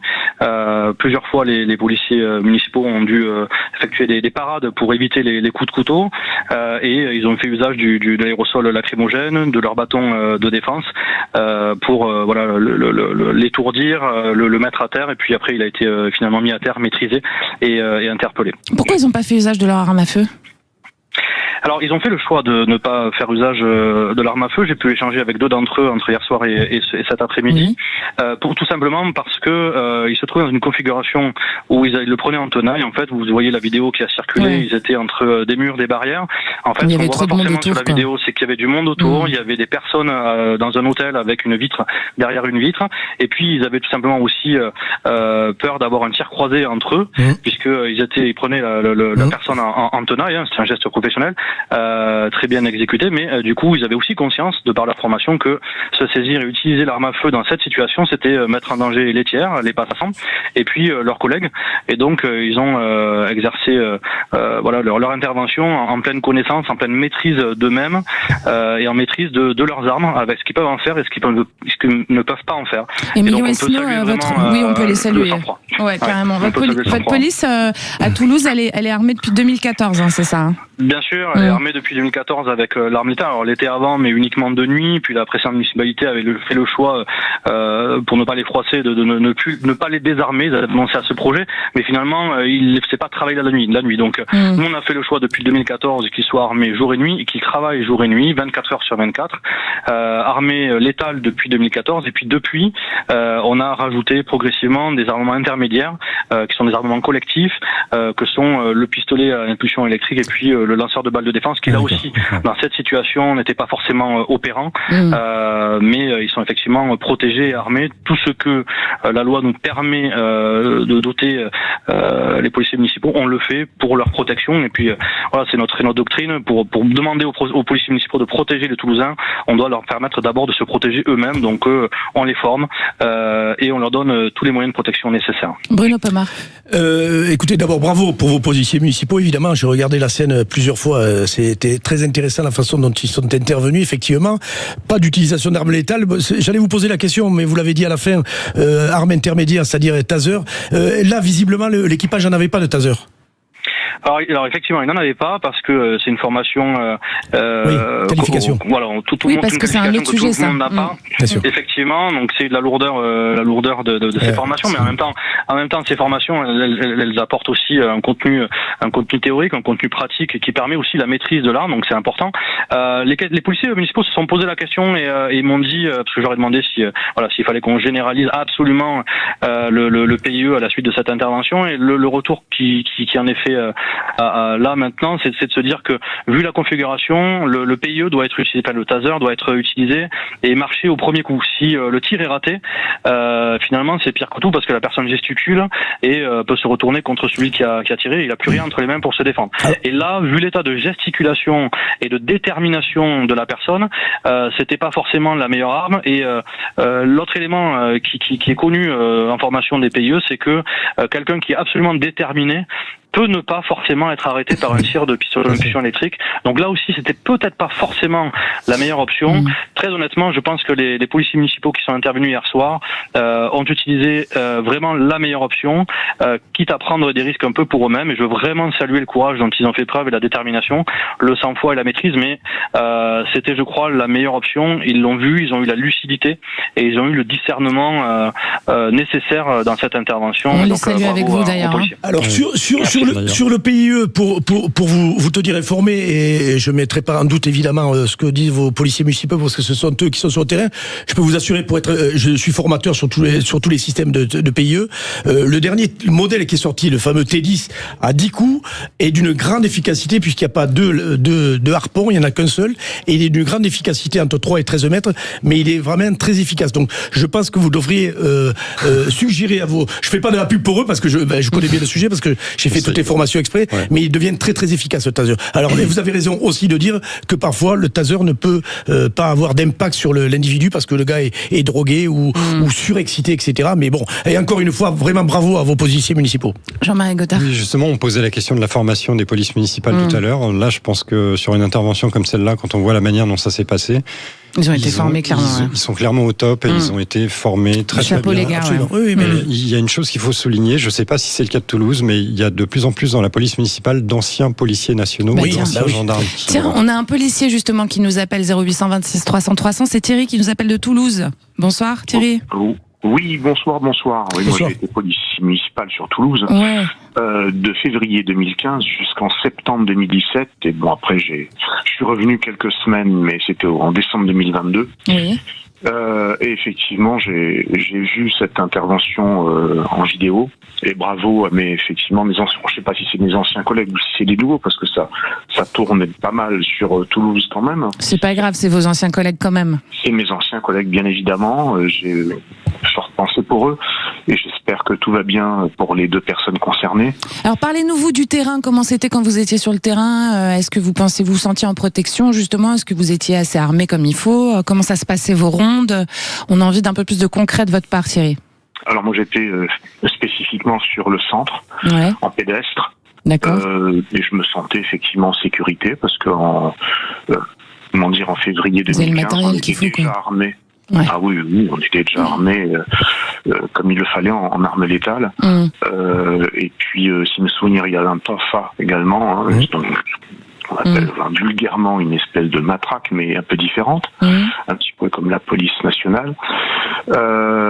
Et puis, voilà, son été, moi je suis arrivé, il y avait ce qu'on appelait la police de proximité, c'est-à-dire qu'il y avait des petits commissariats. Oui, c'est ce qu'on disait tout à l'heure. À droite, à gauche, à Toulouse, qu'il n'y a plus. Effectivement, maintenant, depuis déjà un petit moment, mais c'est vrai que moi je suis un petit peu adepte de ça. C'est un peu dommage que ça n'a pas poursuivi. Ouais, on vous entend. Sinon, on est au niveau de la formation, on est très bien formé, je vous assure. Bon, merci beaucoup Thierry pour votre témoignage. Voilà. Merci, c'était très éclairant. Merci Emilion Esnault d'être venu nous raconter ce qui s'est passé pour vos agents. Effectivement, vous avez des agents de grande qualité. Merci pour votre témoignage. Je rappelle que vous êtes adjoint au maire de Toulouse en charge de la sécurité. Merci beaucoup. Restez avec nous, chères auditrices, chers auditeurs. Ce débat continue dans un instant avec toujours plus de spécialistes et puis vos voix. Tiens, est-ce que vous êtes policier municipal? Tiens, est-ce que vous avez envie de parler de votre métier? Est-ce que vous avez été agressé et défendu par la police municipale? Ou est-ce que vous avez été, arrêté par la police municipale? Eh ben, vous n'hésitez pas à commenter au 0800 26 300 300. Vous savez, les appels sont anonymes ici, donc vous n'hésitez pas. C'est votre antenne, 18h13 sur Sud Radio. À tout de suite. Vosfactures.fr, logiciel de facturation en ligne, procédure PDP, PA engagé, PayPal certifié, présente. Les vraies voix Sud Radio, 17h-19h, Judith Belair. Et un petit rappel de vos vraies voix du jour. Vous êtes toujours avec Jean-Marie Godard, qui est journaliste spécialiste des questions de sécurité, auteur de Sécurité, notre bien commun, c'est aux éditions de l'Aube, ainsi que Bruno Pomar, président du think tank Initiative Sécurité Intérieure et ancien membre du RAID. Le grand débat continue. Les vraies voix Sud Radio. 2 policiers municipaux ont été blessés à l'arme blanche lors d'une intervention en plein centre-ville de Toulouse. Une agression qui rappelle à quel point une intervention, d'ailleurs, peut basculer en quelques secondes. Présents quotidiennement sur le terrain, confrontés à des situations violentes, les policiers municipaux voient leur mission et leur responsabilité s'élargir. Mais leurs équipements, leur formation et leurs moyens de défense ont-ils suivi cette évolution? On se pose la question, on vous la pose sur YouTube. Vous n'hésitez pas à aller y répondre. Suite à cette agression à Toulouse, selon vous, est-ce que nos policiers municipaux sont suffisamment protégés? Vous nous appelez aussi au 0800 26 300 300. Pour en parler, on est avec Thierry Colomar. Bonsoir Thierry. Bonsoir. Merci de m'accueillir. Avec plaisir, bienvenue. Vous êtes président d'honneur de la Fédération nationale des policiers municipaux de France, Thierry. Alors, il y a une réforme qui est envisagée autour de l'armement, des compétences, de la formation, de la coordination avec la police nationale et de la protection des agents. Justement, je voudrais que vous nous en parliez un petit peu plus. C'est parce que le gouvernement, il a lancé en 2025, je vous redonne un peu de contenu, un Beauvau des polices municipales.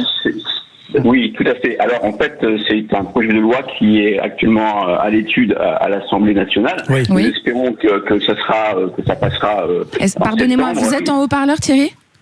Non, pas du tout. Je suis non. Après, je peux peut-être changer le. Ça va. Bougez pas. Allez-y, on vous écoute. Je ne bouge pas.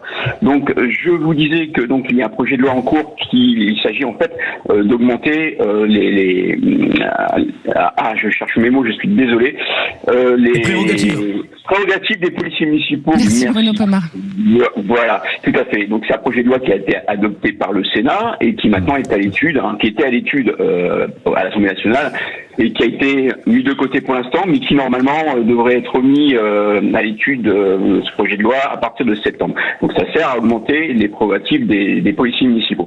Maintenant, concernant l'armement et son emploi, la Fédération nationale des policiers municipaux avait travaillé avec monsieur le député Poget afin, qui était rapporteur de ce projet de loi, sur la présomption de légitime défense, qui a été acceptée récemment. Nous avions travaillé avec ce député afin que la police municipale soit incluse. Oui. Il nous avait effectivement inclus, mais monsieur Lounès, le ministre de l'Intérieur, a jugé bon de nous retirer au motif que le cadre d'emploi de l'armement des policiers municipaux n'était pas le même que celui des policiers nationaux. C'est encore un problème d'administratif, quoi.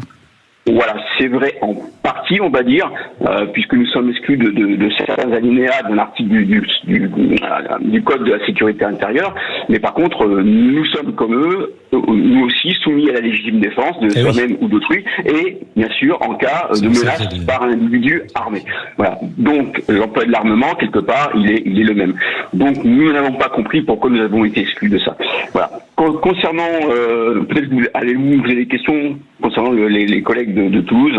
Oui, non, on a fait un peu le tour avec le maire, avec l'adjoint au maire, mais de toute façon, la situation de la police municipale à Toulouse, on est à 390 policiers municipaux, ils ont leur centre de formation, ils ont leur propre dojo, et effectivement, quand on voit, ils ont tous les armements possibles et imaginables, quand on voit leur réaction sur la vidéo, on voit qu'ils sont préparés, formés, armés comme il faut, quoi. Oui, alors c'est le cas de tous les policiers municipaux de France. Même les collègues qui ne sont pas armés, on subit quand même des formations, pas sur l'armement, en tout cas, pas de l'armement létal, sinon ils ne sont pas armés d'armes létales, mais les policiers municipaux, aujourd'hui, sont très bien armés, et de plus en plus, aujourd'hui, nous sommes formés aussi à réagir à les attaques au couteau, puisque c'est devenu une réalité pour nous aussi, c'est l'attaque au couteau, à savoir quand même que tout ce qui se passe sur la voie publique aujourd'hui, tout ce qui peut arriver à un policier national ou à un gendarme, arrive aussi à un policier municipal. Il y a vraiment, nous sommes nous aussi des cibles, et ce n'est pas parce qu'il y a marqué municipal sur nos uniformes que nous ne sommes pas en danger. Au contraire, nous sommes, je le répète, des cibles. Et nous sommes formés à ça depuis de nombreuses années. Aujourd'hui, il n'y a plus de débat. Et pourtant, on parle encore de l'armement des polices municipales. On ne devrait plus parler de l'armement des polices municipales. Un policier municipal égale une arme, normalement. Il y a encore des maires qui sont réticents à cela. Ces mêmes maires qui équipent leurs policiers municipaux de gilets pare-balles, pour certains. Il y en a qui ont voulu les désarmer, qui n'ont pas réussi non plus, on s'en souvient. Vous voulez parler je vois pas du tout de qui vous parlez. Bruno Pomar. Effectivement, on l'a vu aux élections municipales, mais les élections municipales précédentes, c'était la même chose. Les écologistes, les Verts, etc., voulaient désarmer les polices municipales, et cela dans les grandes villes, Strasbourg, Lyon, Marseille. Et ils ne l'ont pas fait. Ils reviennent à l'arrière. C'est impossible. Mais moi, Bruno Pomar.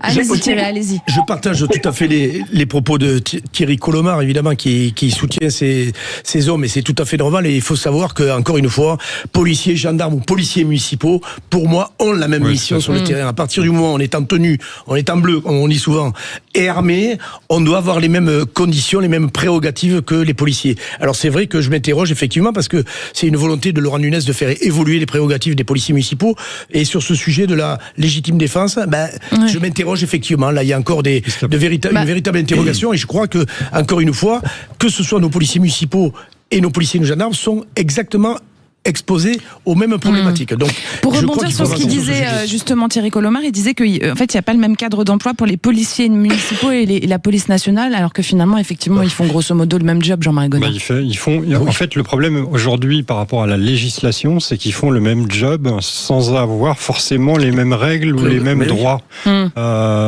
Donc c'est là où je disais tout à l'heure qu'il y a un moment où il va falloir qu'on mette tout à plat et qu'on décide qui fait quoi. Enfin, je veux dire, moi, j'ai un ami policier qui m'a raconté un truc à Marseille, par exemple, où ils disent, on se retrouve dans des situations où la police municipale à Marseille, qui est une grosse police municipale aussi, armée, tout ça, on se retrouve dans des situations où la police municipale arrête des bandits, je le cite, et nous, les policiers nationaux, pendant ce temps-là, on fait des voitures ventouses, l'enlèvement des voitures ventouses.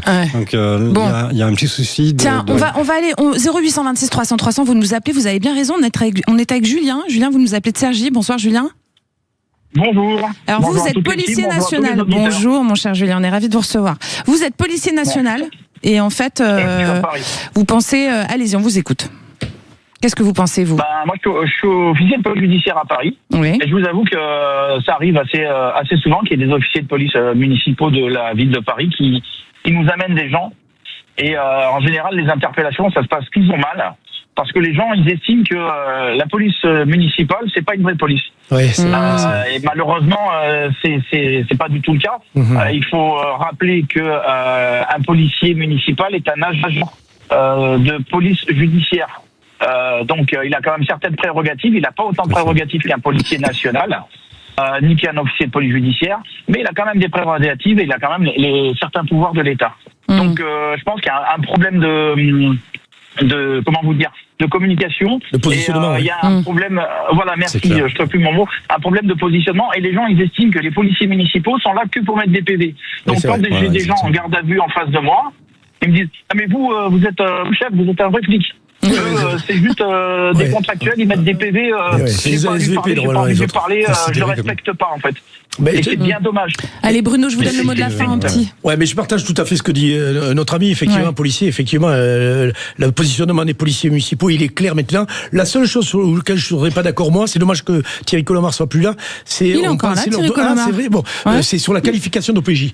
Moi, je dis que allez-y vite fait, Thierry Colomar. Surtout pas donner la qualification d'OPJ à nos policiers municipaux. Allez-y, Thierry Colomar. Je vous rassure, nous ne voulons pas de cette qualification d'OPJ. Je m'en doutais.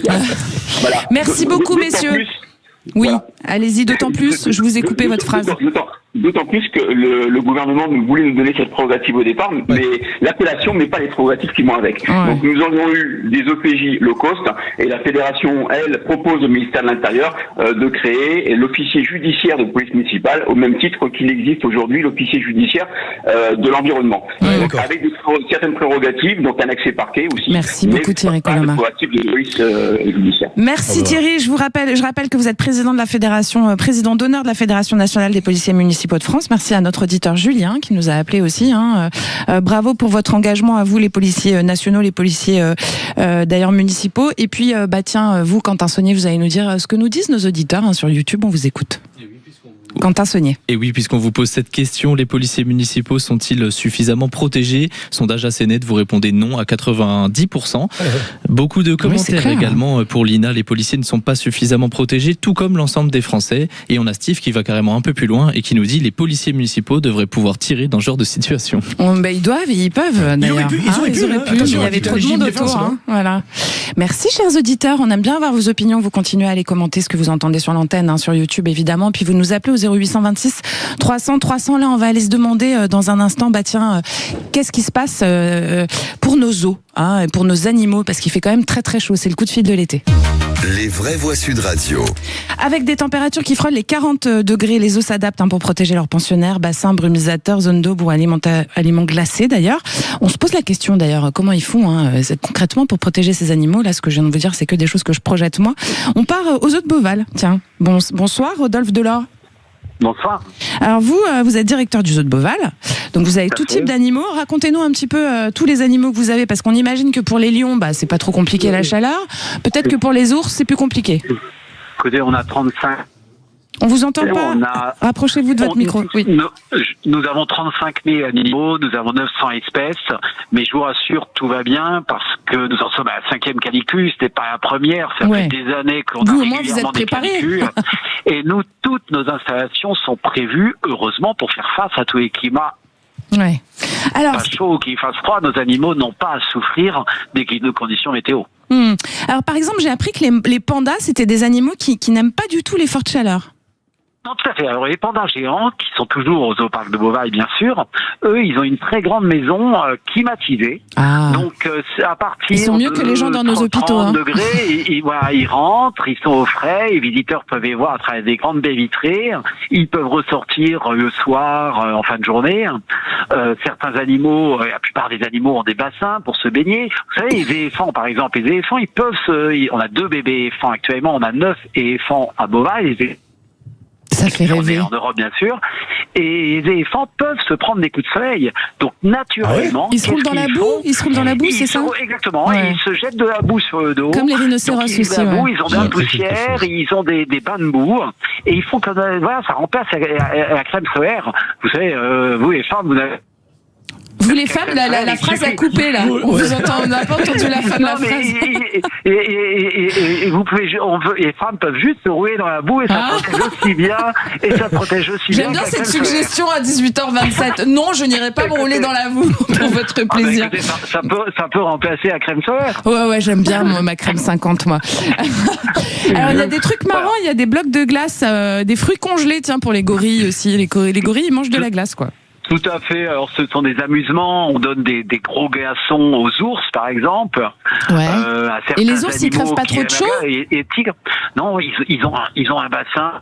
Ah, ils vont se mettre dans la journée dans les temps. On voit qu'à tête des ours, ceux qui sortent de l'eau. Toutes nos installations, encore une fois, sont conçues, sont adaptées pour les chaleurs, pour le froid, en fonction des besoins de nos animaux. Notre responsabilité, c'est d'apporter le meilleur à nos pensionnaires. Ça fait plaisir. Et puis d'ailleurs, vous avez eu des naissances, on le redit, vous avez 2 bébés éléphants. Il y a Imba et Rosie qui sont nés respectivement les 15 et les 22 mars 2026. Comment elles vont ? Tout à fait. On a 2 bébés éléphants qui sont absolument adorables. On a 2 rhinocéros indiens. On a 2 singes dorés incroyables. Des bébés, il y en a un peu partout dans le parc. C'est à peu près 1000 naissances par an. C'est cool ça. Donc à la pleine période des naissances, c'est des moments absolument adorables. Les éléphants et 2 petites femelles, elles sont adorables. Elles jouent toutes les 2 avec leur mère. C'est des trop mignon. Mais comment vous arrivez à gérer le flux des naissances là ? Parce que visiblement, vous avez un paquet d'animaux dans votre parc. Nos animaux font tous partie de programmes d'élevage internationaux, de programmes scientifiques. D'accord. Donc on ne laisse pas naître n'importe quel animal. Ouais. Tout est prévu, tout est organisé en fonction des programmes d'élevage. Il y a certains animaux. On vous a perdu, Rodolphe. Ouais. Il y a certains animaux où parfois nous sommes obligés de freiner les naissances, de limiter un petit peu les naissances pour pas avoir une surpopulation. Mais tous nos animaux, les excédents, les animaux en surplus sont placés dans d'autres parcs zoologiques dans le cadre de programmes d'élevage, de programmes scientifiques et parcs zoologiques. Merci beaucoup, Rodolphe. Milieu de conservation de la biodiversité. Merci pour ce moment de douceur sans boue. Je le tiens à le préciser, Rodolphe Delors. Je ne me plongerai pas dans la boue. Pour vous, pour avoir moins chaud, je mets de la crème solaire. Et vous, Bruno Pomar, vous mettez de la crème solaire aussi. Je vais peut-être essayer d'aller à Beauval. Et vous allez vous rouler dans la boue aussi, Jean-Marie, ou pas? Allez, Rodolphe Delors, il est directeur du zoo de Beauval, que je vous recommande, le zoo de Beauval. Allez, tout de suite, c'est l'info en plus. 17h-20h, les vraies voix Sud Radio. 18h30, je vous rappelle que vous êtes avec Bruno Pomar, qui est président du think tank Initiative Sécurité Intérieure, ancien membre du RAID, et qui va aller aux zoo de Beauval bientôt, je crois. Oui, je vais aller me rouler dans la boue. Voilà. Vous me direz comment c'était. Et puis vous, Jean-Marie Godard, vous êtes journaliste spécialiste des questions de sécurité, auteur de Sécurité, notre bien commun aux éditions de l'Aube. Vous allez y aller avec Bruno aussi? Oui, non, c'est pas trop mon truc. Ensemble, non? Bon, d'accord. Bon, ça m'aurait fait rêver un petit peu. Allez, 18h31, c'est l'info en plus.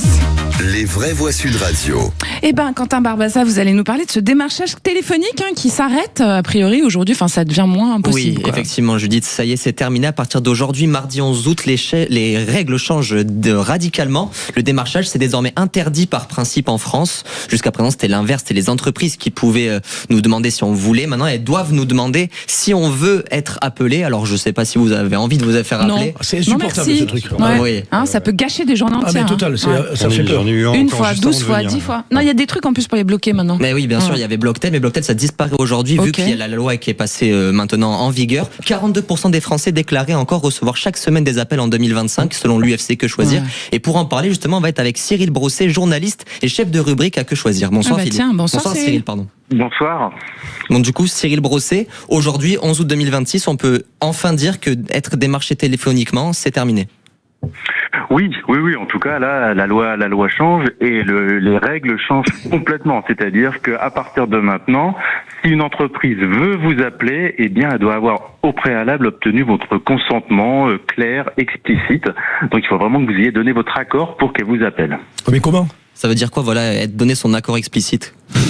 Mais en fait, il y aura plusieurs techniques. Par exemple, elle pourrait très bien vous faire cocher une case. Mais attention, pas une case n'importe comment perdue au milieu des conditions générales. Il faut vraiment qu'il y ait un texte. Oui, parce qu'on peut se faire avoir vite fait là-dedans. J'accepte d'être rappelé et c'est à vous vraiment de cocher cette case. Ou alors, ils peuvent aussi vous faire télécharger quelque chose, un catalogue, un logiciel, et très clairement dire attention, si vous le téléchargez, vous acceptez qu'on vous rappelle. En fait, il faut que ce soit très très clair dans l'esprit des gens et des professionnels. Excusez-moi, c'est un peu comme le règlement, vous savez, en petite ligne, etc. Là, on fait des contrats, on voit pas tous ces trucs-là, ce que vous dites. Et moi, je vois pas comment on va arrêter de nous appeler, très sincèrement. Non, justement. Si vous cochez la case. Ce que je suis en train de vous dire, c'est que là, ce sera plus précoché par défaut, ce sera plus dans les CGV. Il faudra vraiment que vous cochiez, que vous fassiez une action consciente pour accepter le démarchage. Et si vous l'avez pas fait, il y a peut-être des entreprises qui essaieront quand même de vous appeler, mais celles-là, elles seront en infraction. Et justement, comment les autorités vont contrôler, comment elles pourraient contrôler que ces contrats, ces entreprises aient eu le consentement radical des consommateurs? Je pense que la manière qui va se dégager, ça va être que les consommateurs qui sont appelés, alors qu'ils devraient pas, eh bien ils vont signaler sur Signal Conso notamment le problème, et nous on l'espère en tout cas que derrière la répression des fraudes s'empare de ces signalements et aille voir un petit peu les entreprises concernées et leur demande montrez-moi le consentement de cette personne. Elles devront vraiment fournir un document, elles devront garder pendant 3 ans. Et dans ce cas-là, si elles le font pas, s'il y a des sanctions, je pense qu'à un moment, ça va peut-être calmer un petit peu les entreprises. Encore des démarches administratives simplifiées, Jean-Marie Godard? Encore des démarches administratives pour les consommateurs et pas pour les boîtes qui appellent. Ça, c'est la première chose. Et puis la deuxième chose, c'est si ça fonctionne, comment les services antifraude, qui je pense doivent pas avoir non plus des moyens absolument énormes, vont faire pour contrôler les dizaines de milliers de signalements éventuels d'entreprises qui ne respectent pas cette règle. Oui, alors c'est vrai que ça va être le problème. Il faut vraiment que derrière, les services de la répression des fraudes suivent. Et ça, on sait qu'ils n'ont pas assez de moyens. Mais par contre, c'est plus simple pour les consommateurs. Mais pourquoi on n'interdit pas complètement, excusez-moi Cyril Brosset, mais à un moment donné, ça embête tout le monde. Donc pourquoi est-ce qu'on n'interdit pas tout simplement le démarchage téléphonique, point ? Écoutez, de fait, il sera quasiment interdit parce que, à moins que vous vouliez. Oui, mais si j'ai pas coché la case et que j'ai pas envie d'être appelé. Dans ce cas-là, vous n'êtes pas rappelé. C'est aussi simple que ça. D'accord. Si vous voulez être appelé. Donc, il faut cocher la case pour être appelé. Vous cochez la case.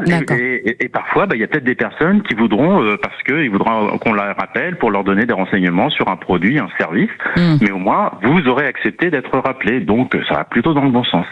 Et maintenant qu'on est Monsieur Brosset, maintenant qu'on est dans une période où il y a beaucoup de cyberattaques, de fuites de données, etc., est-ce que ceux qui ne cochent pas la case, justement, pourraient quand même se faire fuiter leurs données et puis appeler, est-ce qu'on est quand même sous le risque d'avoir des appels un peu frauduleux par des fuites de cyberattaques ou des fuites de données? Alors, c'est vrai qu'à partir d'aujourd'hui, n'imaginez pas que vous n'allez plus recevoir un seul appel chez vous, parce que notamment il y aura des escrocs qui vont continuer à essayer de vous appeler pour vous vendre des choses.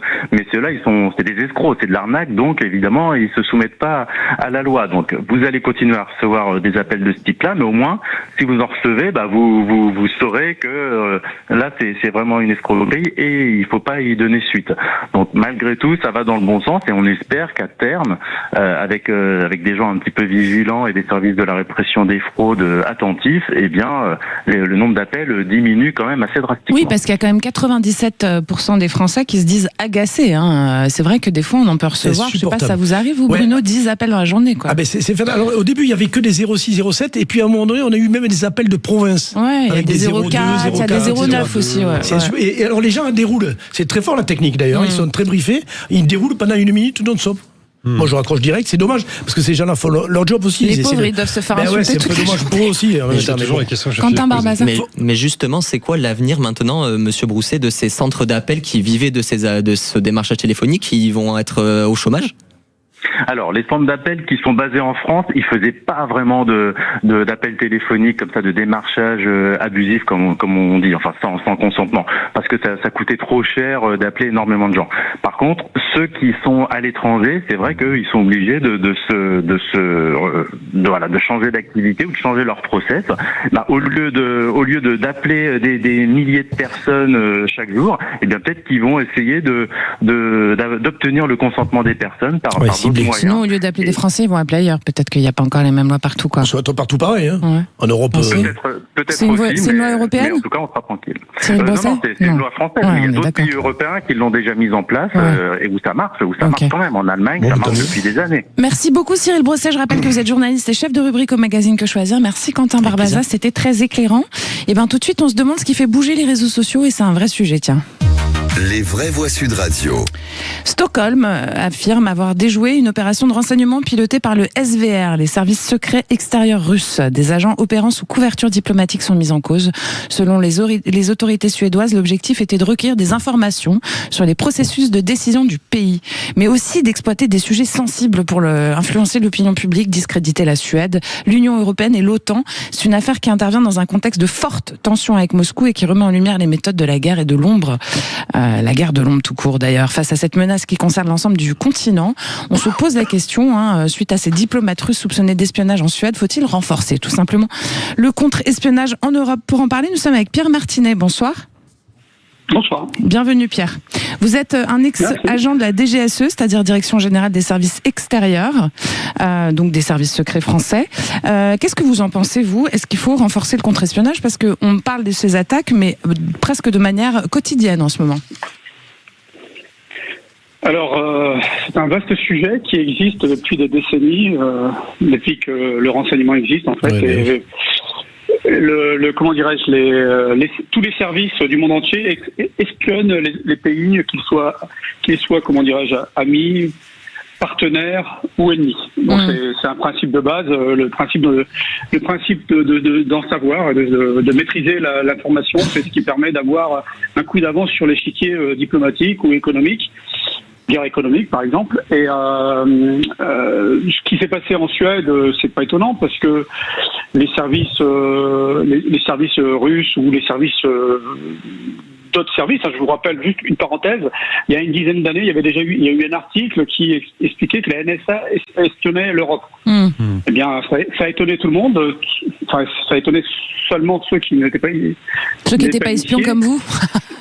Non, pas initié, mais en fait, il faut arrêter d'être naïf. Il n'y a que la France qui est naïf et elle pense que ses partenaires ne les espionnent pas. Je vous rappelle aussi qu'il y a eu... Tout le monde s'espionne aujourd'hui, on est d'accord, on peut le dire, Pierre Martinet.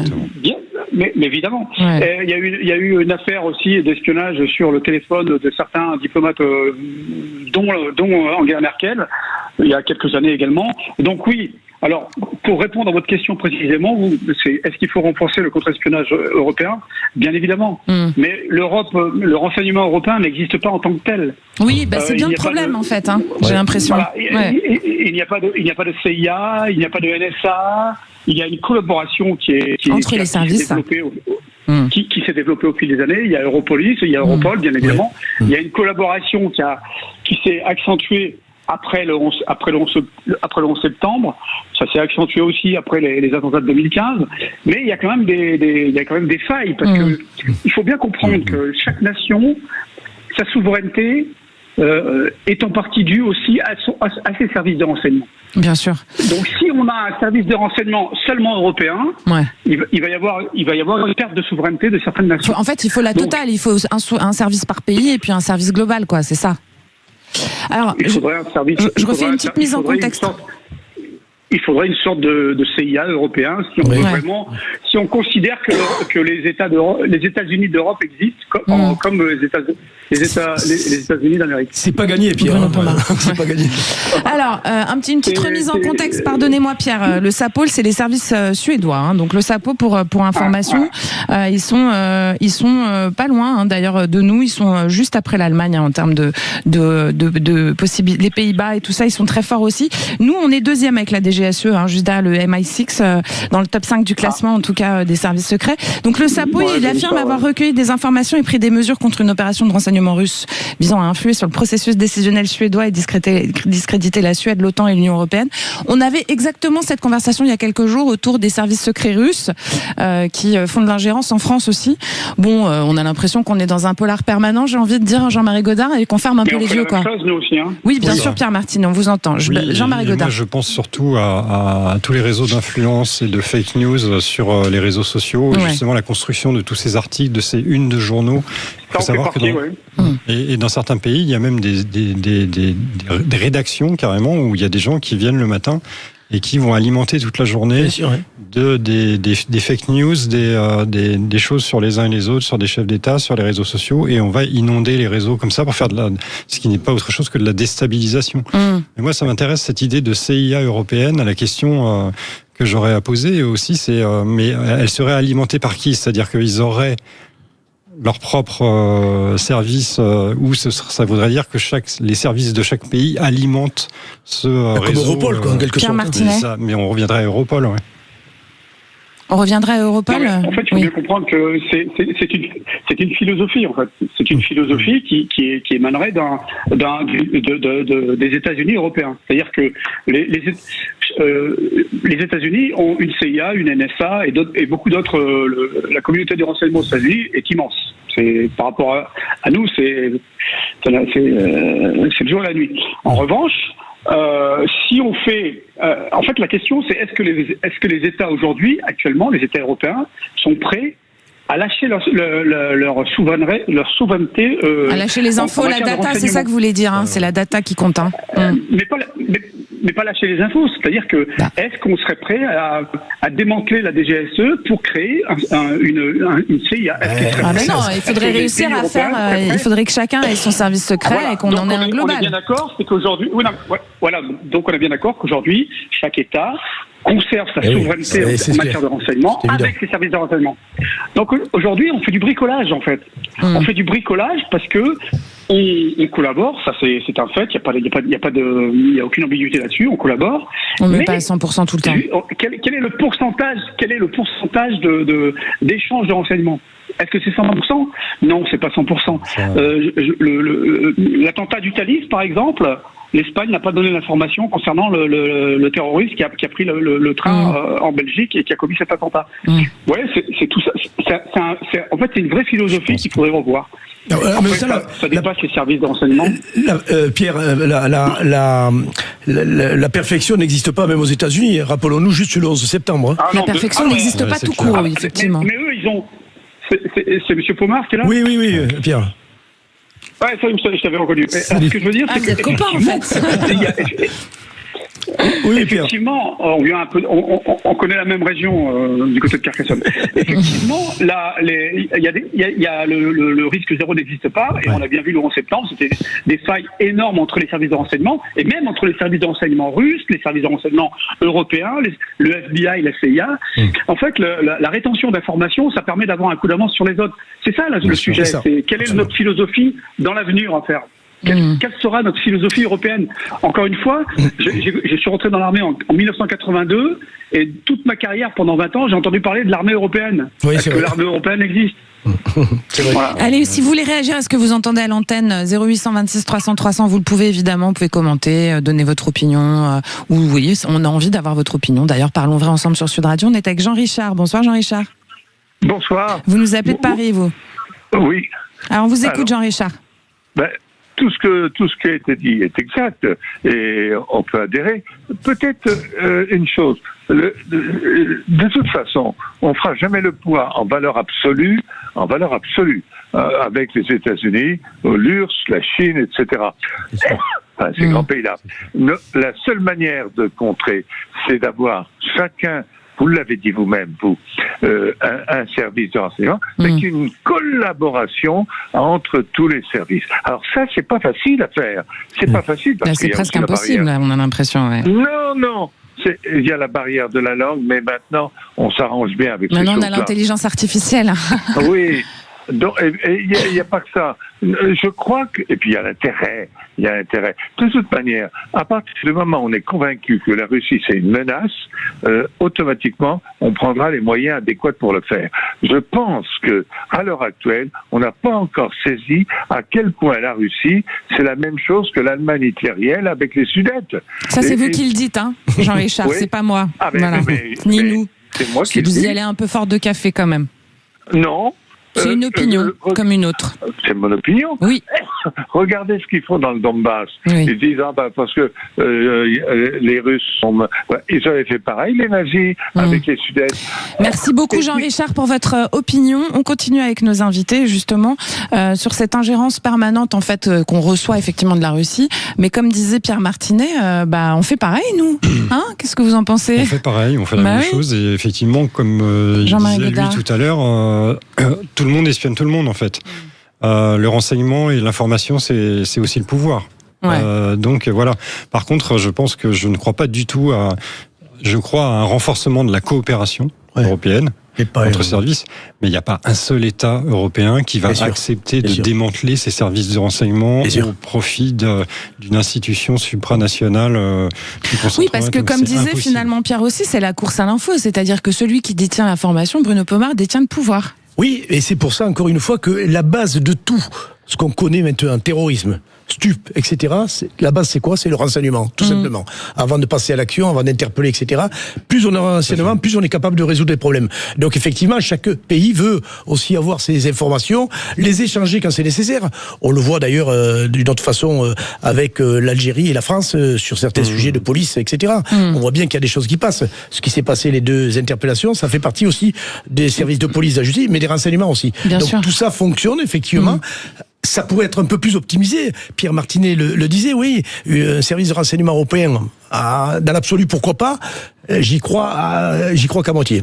Pierre Martinet, il y a eu en juillet 2026, la France, donc c'est ce juillet, France, Royaume-Uni, UE, ils ont pris des sanctions coordonnées contre des acteurs russes liés à une campagne de cyberespionnage attribuée au FSB, qui visait les infrastructures et les institutions européennes. Donc en fait, quand la maison mère ou le bateau mère, le vaisseau mère, est attaqué, finalement, il y a quand même une réaction globale.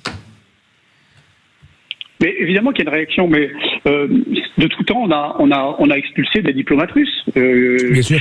Oui, c'est pas la première fois. Non, c'est pas la première fois. La DST à la grande époque de la DST et du mur de Berlin, il y a eu des grandes affaires où la moitié des diplomates de l'ambassade russe a été expulsée. Et il faut bien comprendre que tout à l'heure l'auditeur a parlé des services chinois. Parce qu'on parle que de la Russie aujourd'hui, parce que c'est ce qui est visible. La Russie est visible parce qu'il y a une action. Ils sont pas très discrets en même temps. C'est clair. Non, mais c'est pas grave. Ils sont pas discrets, mais ils vont récupérer de l'information. C'est un chaland. Ils récupèrent de l'information. Il y en a 10 qui fonctionnent, une qui fonctionne pas. C'est toujours bon à prendre. Mais les services chinois qu'on connaît pas finalement, parce que chaque Chinois, chaque ambassade est aussi un service de renseignement, une antenne de ce pays est aussi dangereuse que l'URSS. Les États-Unis, c'est exactement la même chose. Et donc c'est pour ça que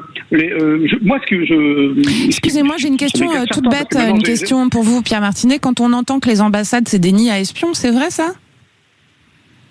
Évidemment. Les honorables correspondants, on disait avant.